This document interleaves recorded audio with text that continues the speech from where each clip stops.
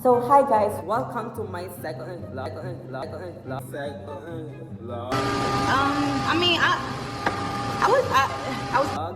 And for today's video is I'm gonna Teach you guys some Gen Z words that I oftenly used for everyday. So, ito yung mga words that sinisiksik ko lang siya in every conversation, and it could be like seasonal words na ginagamit ko lang on certain season or ginagamit ko dati, ginagamit ko siya pag kinakausap yung certain circle of friends and such. So, without further ado, let's The sky, it's a bird, it's a plane.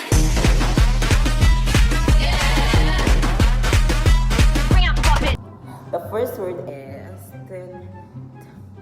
What is the first word? Okay. Yung first word is bonak. Like bonak. Bonak. Bonak. Ayan. So, I think it is rooted from the word like bobo. Bobo. As anak. baba mo na, agad. Bonak. Yan. Ganyan. Anak, gusto ko mag-aral ka.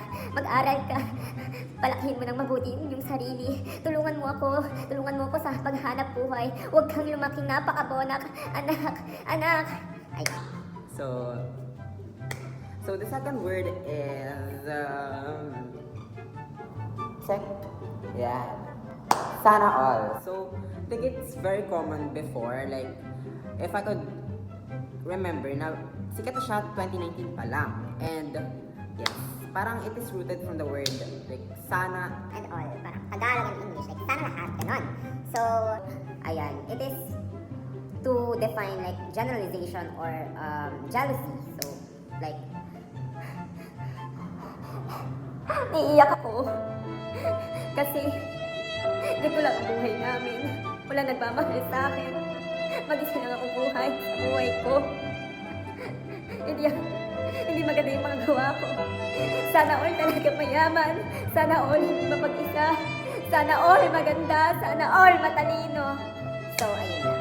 So, is... Yan. Shaka. Like, this is probably my favorite among the all. So, ayan. Like, the meaning of chaka is like something ugly. Something is unpleasant. So, ayan. So, I could use it as, Hoy girl, ano yung mga sinasabi-sabi mo sa akin? Ha? Wala naman ako sinasabi sa'yo, girl. Ha? May sinasabi ka nga. Napaka-tsaka mo nga eh. Ay, wala naman ako sinasabi. Sabi mo baka na-tsaka. Ang sampalit ka mo nga. You did this for what? Why not? The fourth word is... Ayan. Ex-senadora. So, oh my God, I think it topped the word chaka because I think this is one of my favorites. Like, aside from the chaka. So, it refers to a scene or major spotlight did by someone. So, ayan. Parang ako, I'm so ex-senadora because I'm doing this vlog for you all. So, yeah, ang senadora ko naman. Like, you could use it in a word like, oh my God, I did something good today. I'm so ex-senadora. Like, I walked in front of everyone with wearing my confidence. Only my confidence. Wearing a voluptuous outfit. Ayan. So, yan. Like, in Tagalog naman, you could use it as napaka-ex-senadora naman ang babae na yan. Napakaganda. Napaka-latina. Napaka-bunyeka naman. Ayan. So, for the fifth word, and last but not the least is...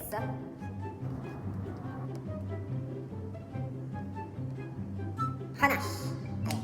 Hanash. So, ayan. So, you could use, the meaning of the word hanash is just thoughts. Initial thoughts, complaints, reklamo, mga ganon. Like, unnecessary drama. Like, girl, ang dami mo namang hanash. Ganyan. So, like, ang dami mong hanash, masasapak ko na yung mukha mo.